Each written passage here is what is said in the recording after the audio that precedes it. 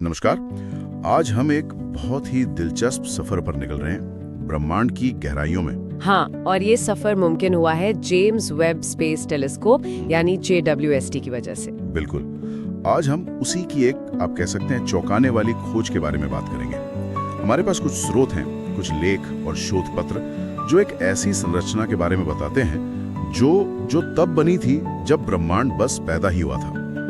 तो आज हमारा मकसद है इस प्राचीन विशाल रहस्य को समझना, देखना कि ये क्या है और इसका मतलब क्या है। बिल्कुल। जरा सोचिए, हम समय में पीछे जा रहे हैं। कितना पीछे? 11 अरब साल से भी ज्यादा। बहुत ज्यादा। ये वो वक्त था जब ब्रह्मांड बिल्कुल नया था, मतलब बहुत ही युवा। हाँ, जैसे आकाशगंगाएं बस बनी रही थी। हम एक तरह से ब्रह्मांड के बचपन की तस्वीरें देख रहे हैं। एक तरह से, बिल्कुल। तो JWST ने आखिर ऐसा क्या देखा जिसने मतलब खगोल विज्ञान की दुनिया में इतनी हलचल मचा दी? हाँ, तो वैज्ञानिकों ने इसे एक बड़ा अच्छा काव्यात्मक नाम दिया है, कॉस्मिक वाइन।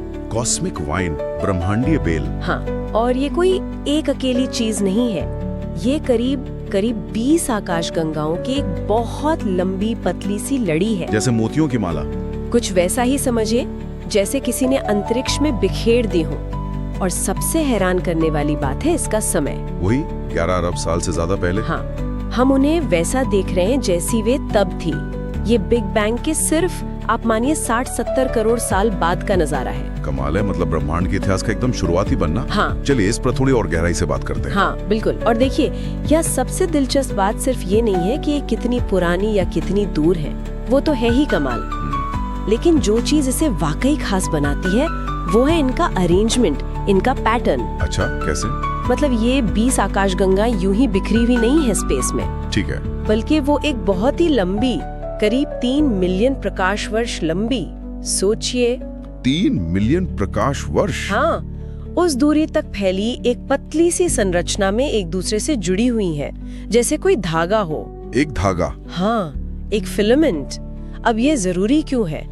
क्योंकि वैज्ञानिक काफी समय से मानते आए हैं कि हमारा ब्रह्मांड एक विशाल अदृश्य ढांचे पर बना है, जिसे कॉस्मिक वेब कहते हैं, वो ब्रह्मांडीय जाल। बिल्कुल, कॉस्मिक वेब। ये नाम सुनने में कितना मतलब साइंस फिक्शन जैसा लगता है। ये कॉस्मिक वेब है क्या असल में? थोड़ा समझाएंगे? हाँ जरूर। आप कल्पना कीजिए एक बहुत बड़े, लगभग अनंत मकड़ी के जाले की, जो पूरे ब्रह्मांड में फैला हुआ है। ओके। इस जाले के जो धागे हैं, जिन्हें हम फिलामेंट्स कहते हैं, वो ज्यादातर अदृश्य चीजों से बने हैं, डार्क मैटर और साधारण गैस। अच्छा, डार्क मैटर। हाँ, और जहाँ जहाँ ये धागे मिलते हैं या एक दूसरे को काटते हैं, वहीं पर गुरुत्वाकर्षण सबसे ज्यादा होता है। तो वहीं आकाशगंगाएं बनती हैं। बिल्कुल, वहीं पर आकाशगंगाएं और उनके बड़े बड़े समूह, जिन्हें हम क्लस्टर कहते हैं, वो बनते हैं। अब तक हम ये सोचते थे कि इस विशाल जाल को बनने में अरबों साल लगे होंगे। लेकिन ये कॉस्मिक वाइन, जो ब्रह्मांड बनने के इतने कम समय बाद ही दिख रही है, सिर्फ 60-70 करोड़ साल बाद। हाँ, ये उस विचार को थोड़ी चुनौती देती है। ये शायद अब तक का सबसे पक्का सबूत है कि ये जो ब्रह्मांड का ढांचा है ना, ये जाल, ये हमारी उम्मीद से कहीं ज्यादा पहले बनना शुरू हो गया था। वाह। तो ये सिर्फ दूरी या उम्र की बात नहीं रह जाती। ये बात है ब्रह्मांड के शुरुआती आर्किटेक्चर की, उसकी बनावट की। कमाल है, मतलब हम सिर्फ पुरानी आकाशगंगाएं नहीं देख रहे हैं, हम शायद उस नींव को देख रहे हैं जिस पर पूरा ब्रह्मांड टिका है। शायद ये बहुत बड़ी संभावना है। और ये सब मुमकिन हुआ है जेम्स वेब टेलीस्कोप की, उसकी अविश्वसनीय क्षमताओं की वजह से। उसकी इंफ्रारेड नजरें तो कमाल की हैं। हाँ बिल्कुल। वो वहां तक देख सकता है जहां पहले कोई नहीं पहुंच पाया था, यहां तक कि हबल भी नहीं, इतनी सफाई से। सही। उसने उन आकाशगंगाओं को भी ढूंढ निकाला जो इतनी धुंधली और इतनी दूर थीं कि अब तक मतलब पूरी तरह छिपी हुई थी। हाँ, और यहाँ हबल और वेब के बीच का फर्क समझना जरूरी है। हबल भी थोड़ा इंफ्रारेड में देख सकता था, पर JWST की जो खासियत है वो है इसकी अत्यधिक संवेदनशीलता और खासकर लंबी इंफ्रारेड वेवलेंस को पकड़ने की क्षमता। लंबी वेवलेंस? हाँ, देखिए, जब कोई चीज हमसे बहुत दूर होती है और ब्रह्मांड फैल रहा है, तो उससे जो रोशनी आती है ना, हाँ, वो खिंच जाती है, उसकी वेवलेंथ्स लंबी हो जाती हैं। अच्छा, जैसे रबर बैंड खिंचता है। कुछ वैसा ही समझिए। इसे हम रेड शिफ्ट कहते हैं। Red shift? सुना ये शब्द। हाँ, वो शुरुआती ब्रह्मांड की आकाशगंगाएं इतनी ज्यादा दूर हैं और इतनी तेजी से हमसे दूर जा रही हैं कि उनकी रोशनी बहुत ज्यादा रेड शिफ्ट हो जाती है। वो इंफ्रारेड स्पेक्ट्रम के भी लंबे छोर तक पहुंच जाती है और JWST को खास तौर पर इसी तरह की रोशनी पकड़ने के लिए डिजाइन किया गया है। अच्छा, तो इसी वजह से तस्वीरों में ये आकाशगंगाएं हमें थोड़ी लाल या नारंगी सी दिखती हैं। बिल्कुल। ये सिर्फ कोई रंग भरने का तरीका नहीं है, ये उनकी दूरी और रेडशिफ्ट का वैज्ञानिक संकेत है। हाँ, ये डेटा को दिखाने का एक तरीका है। लेकिन जब हम ये तस्वीरें देखते हैं जो इतनी खूबसूरत लगती हैं, क्या वो वैसी ही दिखती होंगी जैसी असल में है अगर हम वहाँ जा पाते? हाँ, ये सवाल तो मन में आता है। यहीं पर चीजें थोड़ी और तकनीकी हो जाती है ना। हाँ, ये एक जरूरी बात है। देखिए, जब हम JWST से आई एक कमाल की तस्वीरें देखते हैं तो ये समझना जरूरी है कि ये हमारी आंखों से दिखने वाली मतलब आम तस्वीरें नहीं है। JWST इंफ्रारेड प्रकाश में देखता है, वो रोशनी जो हमारी आंखें देख ही नहीं सकती, अदृश्य रोशनी। हाँ, तो वैज्ञानिक क्या करते हैं, वो कई अलग अलग इंफ्रारेड फिल्टरों से डेटा लेते हैं। मतलब अलग अलग इंफ्रारेड वेवलेंथ में जानकारी जमा करते हैं। ठीक। फिर उस सारे डेटा को मिलाकर प्रोसेस करके एक कंपोजिट इमेज बनाते हैं और इस प्रोसेस में वो उन अदृश्य इंफ्रारेड रंगों को हमारी आंखों के लिए दिखने वाले रंगों में बदल देते हैं, जैसे नीला, हरा, लाल। अच्छा, मतलब मैप करते हैं एक तरह से। हाँ, बिल्कुल।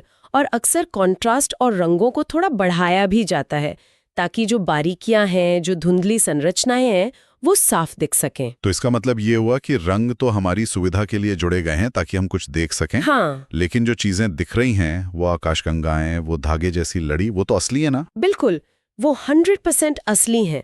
रंग भले ही डेटा को दिखाने का जरिया हो, लेकिन उनके पीछे का जो डेटा है, वो आकाशगंगाएं कहाँ हैं, कैसी दिखती हैं, उनका आकार क्या है, वो कैसे जुड़ी हैं, ये सब पूरी तरह से वास्तविक ऑब्जर्वेशंस पर आधारित है। और जब हम उस पूरी तस्वीर को देखते हैं तो ये याद रखना चाहिए कि उसमें दिखने वाला हर एक छोटा सा धुंधला सा धब्बा या बिंदु, हाँ, वो असल में एक पूरी की पूरी आकाशगंगा है। पूरी आकाशगंगा। हाँ, एक ऐसी आकाशगंगा जिसमें शायद हमारी अपनी मिल्की वे की तरह अरबों तारे हों, खरबों ग्रह हों। उस तस्वीर का स्केल वो दिमाग को घुमा देता है। वाकई, जब मैं ये सोचता हूँ कि उस तस्वीर का हर बिंदु हमारी मिल्की वे जितना बड़ा हो सकता है, तो मतलब ब्रह्मांड कितना विशाल है, इसका एहसास और गहरा हो जाता है। बिल्कुल। तो जाहिर है, इतनी बड़ी खोज के बाद वैज्ञानिक इसके मायने निकालने में जुट गए होंगे। क्या इसको लेकर अलग अलग थ्योरीज हैं? ये कॉस्मिक वाइन आखिर है क्या? हाँ, बिल्कुल, इस पर विचार चल रहा है और मुख्य रूप से 2 तरह की व्याख्याएं सामने आ रही हैं। अच्छा। एक विचार तो ये है कि ये जो कॉस्मिक वाइन है, ये हमें सीधे सीधे दिखा रही है कि बड़ी आकाशगंगाएं बनती कैसे हैं। मतलब उनका निर्माण कैसे होता है। हाँ, इस थ्योरी के हिसाब से शुरुआती ब्रह्मांड में छोटी छोटी प्रोटो गैलेक्सीज बनी, फिर वो गुरुत्वाकर्षण की वजह से एक दूसरे की तरफ खींची, इन्हीं फिलामेंट्स के साथ साथ चलती हुई, और समय के साथ ये छोटी आकाशगंगाएं टकराईं, एक दूसरे में मिल गईं और धीरे धीरे बड़ी ज्यादा विकसित आकाशगंगाएं बन गईं। जैसे हमारी मिल्की वे बनी होगी। हाँ, शायद कुछ वैसा ही। तो ये वाइन शायद ऐसी ही कई सारी विलय की घटनाओं का, मतलब मर्जिंग इवेंट्स का एक स्नैपशॉट है। ये दिखा रहा है कि हमारी जैसी बड़ी आकाशगंगाएं कैसे बनी। ये एक तरह से लाइव डेमो जैसा है। ये तो बहुत दिलचस्प है। मतलब आकाशगंगाओं का विकास हम अपनी आंखों से देख रहे हैं। लेकिन आपने कहा था कि एक और व्याख्या भी है। जी हाँ, वैज्ञानिकों का एक दूसरा ग्रुप है जो इसे थोड़े अलग और शायद ज्यादा बड़े नजरिए से देख रहा है। वो क्या है? उनका मानना है कि ये जो 20 आकाशगंगाओं की लड़ी है, ये सिर्फ कुछ आकाशगंगाओं का समूह भर नहीं है। ये शायद एक बहुत बहुत ज्यादा विशाल संरचना का सिर्फ एक छोटा सा हिस्सा है। अच्छा, मतलब इससे भी बड़ा कुछ। हाँ, वो इसे एक प्रोटो क्लस्टर का हिस्सा मान रहे हैं। प्रोटो क्लस्टर, ये क्या होता है? प्रोटो क्लस्टर मतलब आकाशगंगाओं के जो विशाल समूह होते हैं ना, जिन्हें हम आज क्लस्टर कहते हैं। हाँ, जिनमें सैकड़ों हजारों आकाशगंगाएं होती। बिल्कुल, ये उनका एक शुरुआती, अभी पूरी तरह से विकसित न हुआ पूर्वज है। आज के ब्रह्मांड में ये क्लस्टर सबसे बड़ी संरचनाएं हैं, तो हो सकता है कि ये कॉस्मिक वाइन ऐसे ही किसी बहुत बड़े क्लस्टर के बनने की बिल्कुल शुरुआती स्टेज हो। अच्छा। उसके बनने वाले धागों में से एक। लेकिन एक सवाल मन में आता है, क्या ऐसा नहीं हो सकता कि ये आकाशगंगाएं सिर्फ संयोग से, मतलब हमारे देखने के एंगल से एक लाइन में दिख रही हों, असल में जुड़ी हुई ना हो? ये एक बहुत वाजिब सवाल है और खगोलविद हमेशा ऐसी संभावनाओं को ध्यान में रखते हैं। लेकिन इस मामले में बात सिर्फ उनके एक लाइन में दिखने की नहीं है। उनके बीच की जो अनुमानित दूरी है और उस फिलामेंट जैसी संरचना की जो कंसिस्टेंसी है, मतलब वो कितनी सघन और एक जैसी। तो हाँ, वो इसे सिर्फ एक संयोग होने से कहीं ज्यादा बनाती है। हमारे जो मॉडल और सिमुलेशन है वो भी यही बताते हैं कि शुरुआती ब्रह्मांड में गैस और डार्क मैटर ऐसे ही फिलामेंट्स में जमा हुए होंगे और आकाशगंगाएं उन्हीं के साथ बनी होंगी। अच्छा, तो इस संरचना का घनत्व और इसकी लंबाई ये काफी मजबूत संकेत हैं कि ये वाकई में फिजिकली जुड़ी हुई हैं, ना कि सिर्फ एक लाइन ऑफ साइट इफेक्ट है। समझ गया। और अगर ये वाकई एक प्रोटोक्लस्टर का हिस्सा है, जैसा कि दूसरा ग्रुप कह रहा है, तो ये एक बहुत महत्वपूर्ण सवाल खड़ा करता है। और वो सवाल क्या है? सवाल ये है कि ब्रह्मांड बनने के इतने कम समय बाद सिर्फ 60-70 करोड़ साल में इतनी बड़ी और इतनी व्यवस्थित संरचनाएं आखिर बन कैसे गईं? ये तो सोचने वाली बात है। हाँ, हमारे जो मौजूदा मॉडल हैं ब्रह्मांड के विकास के, जैसे लैम्डा CDM मॉडल, वो आमतौर पर ये बताते हैं कि इतनी बड़ी संरचनाओं को बनने में इससे कई ज्यादा समय लगना चाहिए था। मतलब ये उम्मीद से जल्दी बन गई। बहुत जल्दी। मॉडल के हिसाब से डार्क मैटर को धीरे धीरे इकट्ठा होकर इतने बड़े ढांचे बनाने चाहिए थे, फिर साधारण मैटर को उसमें आकर आकाशगंगाएं बनानी चाहिए थी। तो अगर ये प्रोटोक्लस्टर वाकई इतना पुराना है तो ये या तो हमारी समझ में कोई कमी दिखाता है या फिर ये संकेत देता है कि शुरुआती ब्रह्मांड में संरचना बनने की प्रक्रिया, ये स्ट्रक्चर फॉर्मेशन हमारी सोच से कहीं ज्यादा तेज थी, ज्यादा एफिशिएंट थी। नहीं, कितना अद्भुत है। जैसा आपने पहले कहा, उस तस्वीर का हर एक चमकता बिंदु एक पूरी आकाशगंगा है, अरबों खरबों तारों का घर। हाँ, और हम जानते हैं कि जहां तारे होते हैं वहां ग्रह भी होते हैं, तो उन तारों के चारों तरफ घूमने वाले अनगिनत ग्रह भी हो सकते हैं। बिल्कुल हो सकते हैं। और कौन जाने उन अरबों ग्रहों में से किसी पर जीवन की कोई संभावना शायद तब पनप रही हो या भविष्य में पनपे।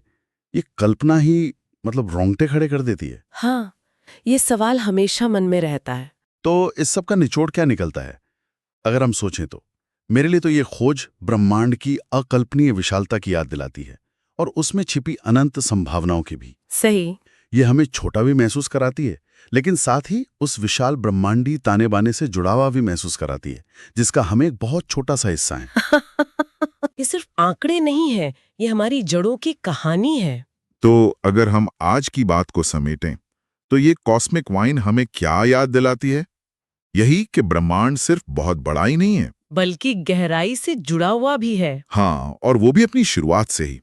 ऐसा लगता है जैसे अरबों प्रकाश वर्षों में फैले पदार्थ के पतले अदृश्य धागों ने मिलकर एक जाल बुना है। Cosmic web. हाँ, और उसी जाल के जोड़ों पर आकाशगंगाएं बनी, तारे चमके, ग्रह बने और अंत में कहीं किसी कोने में हम भी आ गए। ये जुड़ाव, ये संरचना शायद ब्रह्मांड का मूल स्वभाव है। बिल्कुल, और ये खोज हमें भविष्य के लिए भी सोचने पर मजबूर करती है। ये सिर्फ अतीत की बात नहीं है। नहीं, बिल्कुल नहीं। ये भविष्य के सवालों की चाबी भी है।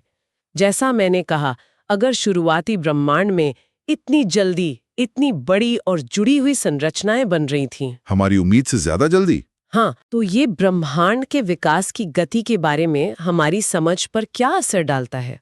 क्या इसका मतलब है कि डार्क मैटर या डार्क एनर्जी का बर्ताव हमारी सोच से अलग था? या गुरुत्वाकर्षण के नियम? या फिर गुरुत्वाकर्षण के नियम उन शुरुआती हालातों में थोड़े अलग थे? ये बहुत सारे नए और गहरे सवाल खड़े करती है। और इनके जवाब ढूंढने के लिए हमें और डेटा चाहिए होगा। हाँ, और ज्यादा ऑब्जर्वेशंस और बेहतर थ्योरेटिकल मॉडल्स। और जेम्स वेब स्पेस टेलीस्कोप शायद इसी काम के लिए बना है, हमें और गहरे देखने और ज्यादा सवाल पूछने में मदद करने के लिए। निश्चित रूप से ये देखना वाकई रोमांचक होगा कि भविष्य में JWST और कौन सी छिपी हुई रहस्यमयी ब्रह्मांडीय संरचनाओं को सामने लाता है। हो सकता है इससे भी पुरानी मिले। हो सकता है और भी ज्यादा हैरान करने वाली संरचनाएं मिले। ये हमें सोचने पर मजबूर करता है कि शुरुआती ब्रह्मांड के और कौन से राज खुलने बाकी हैं, जो शायद ब्रह्मांड के बारे में हमारी पूरी समझ को ही बदल दें। बिल्कुल, ये खोज एक अंत नहीं है, बल्कि एक नई रोमांचक शुरुआत है।